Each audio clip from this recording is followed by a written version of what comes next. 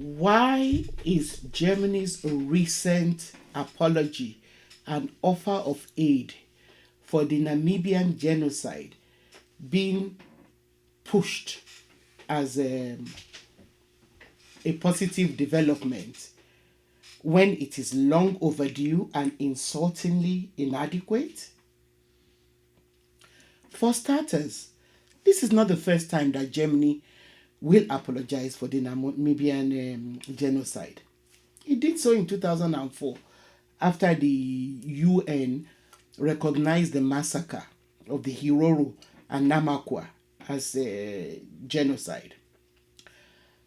While the reiteration of apology is being couched as a positive development, we should marvel at the compensation that Germany is now offering. They're offering 1.3 billion as aid over the next 10 years. However, the question that begs an answer is, does the compensation match the crime? Welcome to the Sankofa Pan-African series. Please sustain this channel by turning on your subscription and notification buttons. Thank you. First, let us try and understand what the crime against the Herero and the Namakwa is.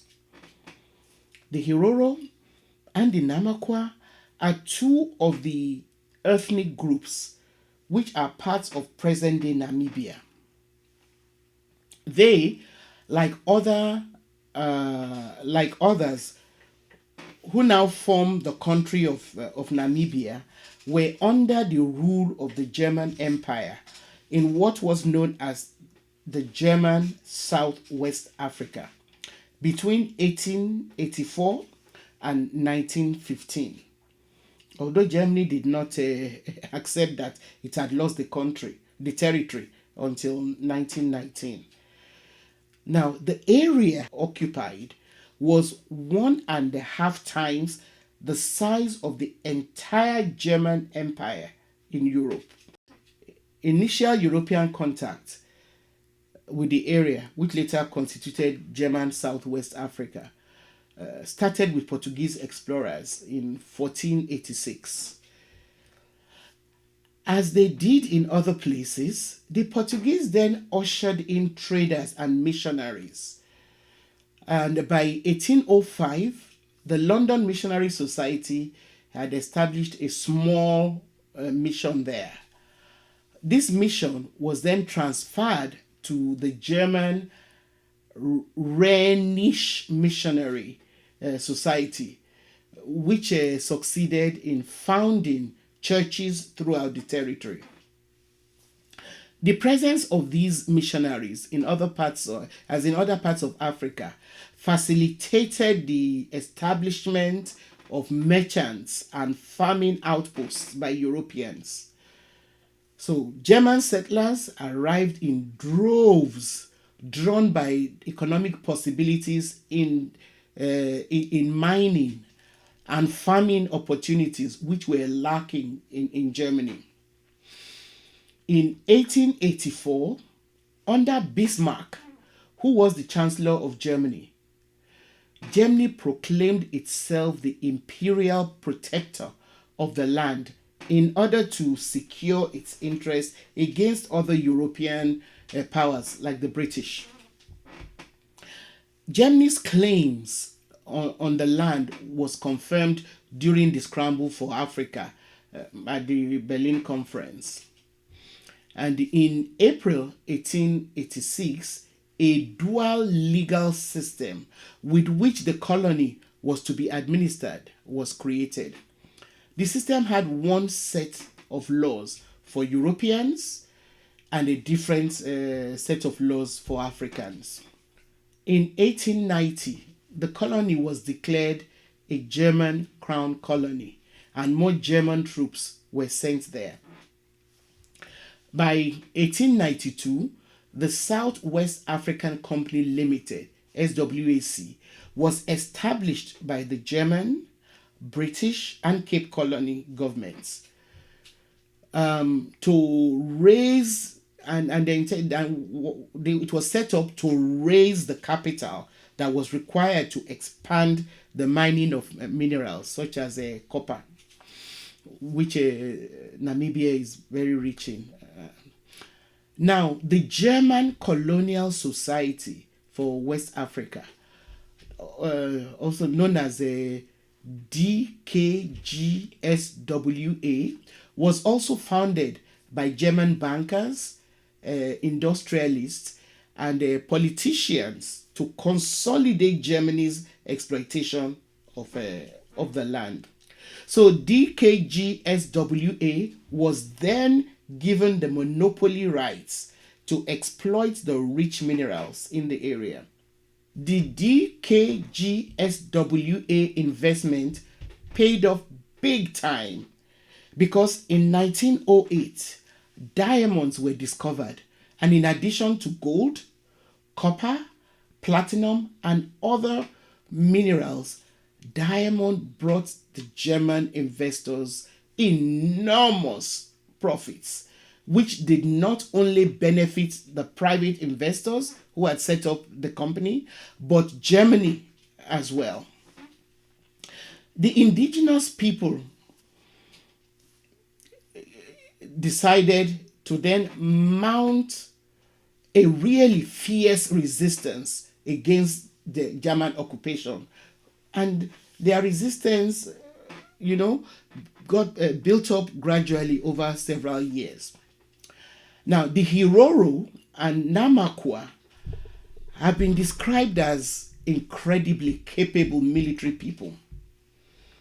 Many were literate and had become Christianized. They were able to muster some horses and modern rifles with which to resist German occupation. Their resistance culminated in 1904 when the Herero and Namakwa rebelled against German colonial rule. During the course of their liberation struggle, about 100 German men were killed. In retaliation, the Germans decided to exterminate the Herero and Namakwa. Close to 100,000 Herero and 20,000 Namakwa, who were predominantly women and children, were killed by the time that the violence which Germany unleashed on them ended. They went on a killing rampage, killing men, women, and children. They tried to trap the indigenous people in the Waterberg Plateau. They continuously shelled the mostly unarmed population with powerful artillery. They then routed the people who were trying to escape this raw violence and herded tens of thousands of unarmed men, women, and children into the Kalahari Desert, where thousands died of exhaustion and thirst. Those who survived were then forced into concentration camps where they were forced to work for Germans, and where large numbers of them continued to die. Some sources actually say that the Germans were so determined to annihilate the indigenous people that they even poisoned their water wells. There are also researchers who have found out that the concentration camps were deliberately designed so that the people would die from exhaustion and thirst, because evidence has been found in death reports that were filled out in Germany for people who were forced into concentration camps, even when they were still alive. Their death reports were written even before they died. So the death reports listed names, ages, and gender and other information of people who were still alive at the time of preparing the death reports. The Germans then filled in death by exhaustion as the cause of death. So a big question which is yet to be satisfactorily answered is, how could the Germans have predicted the cause of death of living people who then died from what they wrote down in the death reports, if they had not deliberately ensured that they died in a predetermined way? Another outcome of the brutality of the German campaign to annihilate the population of the Herero and Nama communities was that hundreds of human remains, such as skulls and skeletons of victims, were collected and packaged for export to Europe to be used as raw material for what they called racial scientific studies. It is, of course, common knowledge that this genocide was the practice run for the Jewish Holocaust about 30 years later. So by the end of the onslaught, it is estimated that close to 100,000 Herero and 20,000 Namakwa, predominantly women and children, lost their lives. So in a nutshell, that is the crime. Let's now turn to what Germany thinks they need to do after over 100 years of doing nothing to correct this wrong done to their fellow human beings. Okay, so they apologized. But we all know that words are cheap. How do you apologize to people who have been killed so brutally? Or to communities that have almost become extinct? How do you apologize for all the land taken from them that Germans exploited exclusively until recently when Namibia became independent? And since then, Germans have continued to exploit. How do you appease those whose ancestral lands have been desecrated? Even today, the German community in Namibia continues to benefit from colonial land seizures and the subsequent apartheid regime.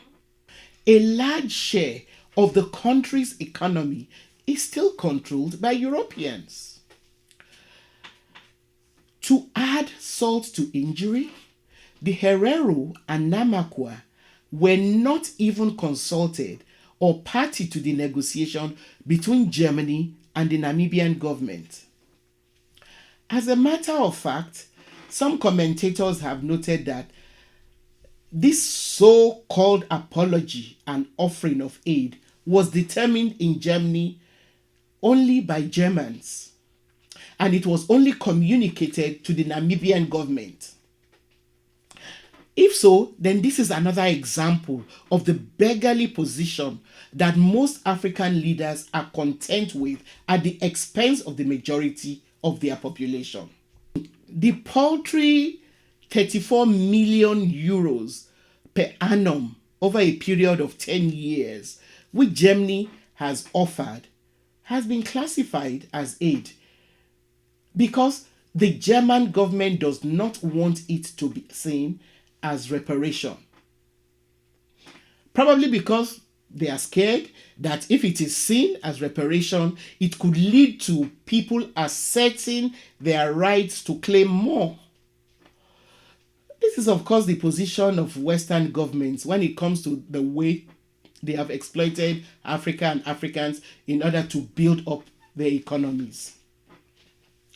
Another insulting aspect of this aid that Germany has offered is that it is the same amount that Germany currently gives to Namibia annually.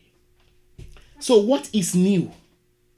Now, let us compare this insulting aid to what Germany gave to Jews and Israel after the Holocaust.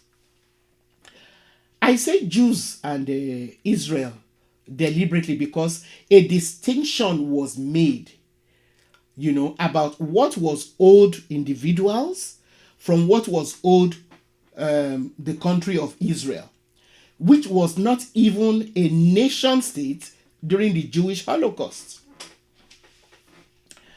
As at 1989, West Germany had given $14 billion for Jewish property, which had been confiscated, and also for forced labor. And according to the Jewish Virtual Library, not only did Germany agree to pay reparation, but they also agreed to pay Israel, which, like I said, did not exist at the time of the Holocaust, for the financial cost that was absorbed by Israel for the rehabilitation of those Jews who escaped or survived the Nazi regime and then came to the newly created Jewish state. Germany accepted to compensate Israel for the material damage and losses, and to negotiate with Israel and with representatives of diaspora Jewry for other reparations.